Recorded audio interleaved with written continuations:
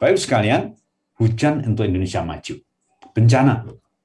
Kalau kita pandai memanen hujan, mengelola hujan, banjir berkurang. Ya enggak? Ya kan? Kalau kita pandai memanen hujan, banjir mesti berkurang. Kekeringan jelas tidak ada lagi. Kalau kita panen 6 bulan kita panen masukkan ke sumur, sumur kita penuh dengan air, musim kemarau ada airnya semuanya. Kesehatan. Kalau air selalu ada, kesehatan langsung naik.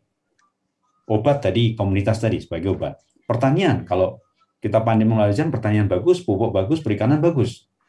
Nah, ini yang sebetulnya yang saya maksudkan bagaimana air hujan itu menjadi bagian yang sangat penting. Mengisi air tanah, menjaga lingkungan subur, sumber air bersih, sumber air minum, budaya mengerti air hujan untuk keagamaan, semua agama butuh air. Kenapa tidak kita pikirkan? Orang Islam 5 kali wudhu, tapi manen air hujan untuk wudhu. Dan air hujan itu adalah air yang paling nomor 1 di dalam berwudhu. Harusnya, kalau ada air hujan, wudhu pakai air hujan dulu. Kalau nggak ada air hujan, air sumur baru.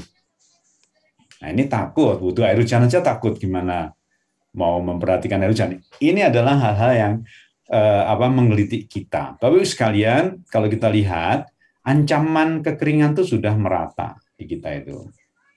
Di BNPB ya datanya, peta indeks ancaman bencana kekeringan di Indonesia. Bahwa di daerah-daerah ini kemungkinan ada kekeringan muncul. Artinya bahwa tidak sufisien airnya, tidak cukup, harus ada dropping, harus ada bantuan, nyedot, dan sebagainya ya. Tingkat kesejahteraan air untuk tanaman juga sudah mulai di daerah Jawa dan Lampung ini sudah mulai sangat rendah ya, 20% di sini nih. Ya. Padahal potensinya luar biasa, 2.000 sampai 4.000 mm per tahun, artinya kita diberi Tuhan itu air 3 meteran. 3 meter air tuh dibagi-bagi dalam 1 tahun ya, hujannya kan kira-kira 150 hari hujan itu rata-rata ya, jadi itu bagus lah gitu. Nah, hujannya seperti ini peta hujan, tapi kekeringan seperti itu. Jadi ada antagonis antara peta kekeringan. Nah, ini adalah kalau kita mau berpikir, berpikirlah bagaimana mengelola hujan itu dengan sebaik-baiknya. Dan ini bukan hanya tugasnya dari teman-teman PU, tapi tugas kita semuanya. Setiap orang berhak dan wajib mengelola rahmat, yaitu air hujan itu. Ya, Bapak-Ibu sekalian. Nah itu sekarang saya pengen Balikpapan ya. Apakah kota Balikpapan itu kalau memanen air hujan cukup ya kira-kira untuk setahun gitu ya? Kenapa Balikpapan ini kan calon dekat dari ibu kota negara Republik Indonesia yang mungkin sekarang sudah karena pandemi COVID tidak bicarakan lagi, tapi ini calonnya di dekat situ ya. Kalau ini atapnya saya lihat, atapnya saya ukur kemudian saya ambil ya Bapak-Ibu sekalian, maka Balikpapan itu potensi hujan di kota Balikpapan 11,7%. Ya, kebutuhan air hujan sama dengan 22 juta meter kubik per tahun. Hanya 17,7% volume air hujan. Itu berdasarkan tutupan atapnya. Jadi tidak semua air hujan jatuh di Balikpapan. Kalau atapnya teman-teman di Balikpapan atau dimanapun, itu kita kumpulkan air hujannya, kita turun di situ, kemudian kita tampung, 11,7% sudah bisa memenuhi kebutuhan air minum. Kebutuhan air, bukan air minum, kebutuhan air masyarakat. Luar biasa. Saya tahun 90 meneliti tentang hujan di Gunung Kidul, itu cukup tahun 90 ya. Air hujan di Gunung Kidul itu cukup untuk memenuhi kebutuhannya. Kalau Jakarta gimana? Cukup juga ya untuk memenuhi kebutuhan air Jakarta. Jadi orang Jakarta kalau mau program manen hujan, setiap rumah itu manen hujan. Karena kan kotor airnya, udaranya Pak, ya nanti disaring. Kalau nggak yakin diperiksakan di PTAH. Gitu. Itu kalau itu yang dilakukan saya kira akan bagus ya. Ini udah. Sekarang mana lagi kira-kira daerah mana ya Pak? Jakarta. Potensi hujan Jakarta 52%. Ini kebutuhan air penduduk Jakarta 547,5 juta meter kubik per tahun sama dengan 52,2% volume air hujannya. Luar biasa, 15 juta orang bisa dihidupi dengan air hujan. Tentu saja ini luas atap juga 50%. Luasan Jakarta atapnya itu 50%. Ya, kira-kira saya ini rough saja, kasar aja. Maka 55,2% air hujan kalau ditampung semua bisa menghidupi teman-teman Jakarta. Baik, oke. Teman-teman sekalian, ini otokritik untuk yang beragama Islam. Kalau nanti ada kemarau panjang, ini terjadi tahun 2016-14, kemarau panjang kita biasanya sholat istiqo, ya, minta hujan.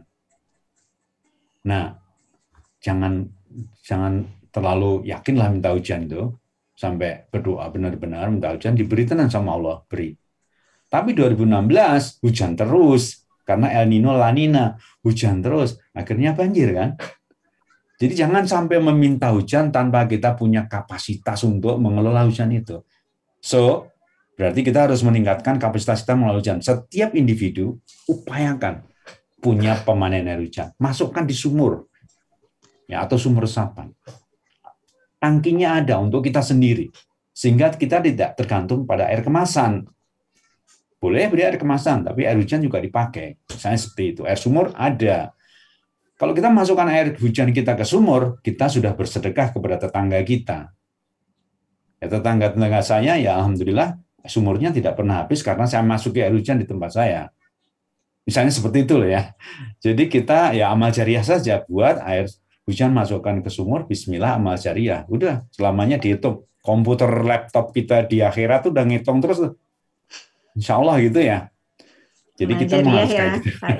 Nah, bagaimana kok saya getol sekali menyampaikan itu? Coba lihat, apakah kualitas air hujan itu benar-benar seperti yang saya dorong-dorong itu, Bapak sekalian? Yes, kualitas air hujan. Yuk kita lihat. Ini kualitas hasil pengujian di Yogyakarta, parameter fisika, bau, zat, kekeruan, rasa, suhu, warna.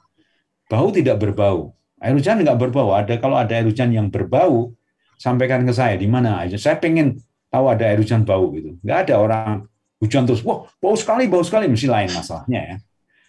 Zat pada terlarus TDS-nya itu cuma 15 ya.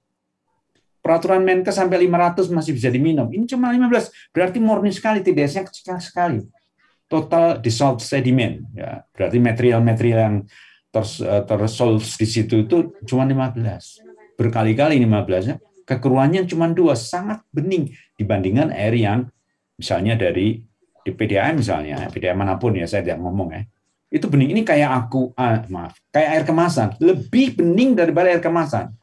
Air kemasan itu TDS-nya 300, 500, 400 ya. Rasa tidak berasa. Kalau ada air hujan yang rasanya ada manis-manisnya, bilang sama saya. Nggak ada air rasa itu kan ya. Warna tidak berwarna. Ya, gitu ya. Nah, itu fisikanya pun sudah masuk semuanya, sifat fisiknya. Kalau kita kehujanan pun juga nggak apa-apa. Ada yang masuk angin, yang pilek ya. Kalau kena hujan ya terus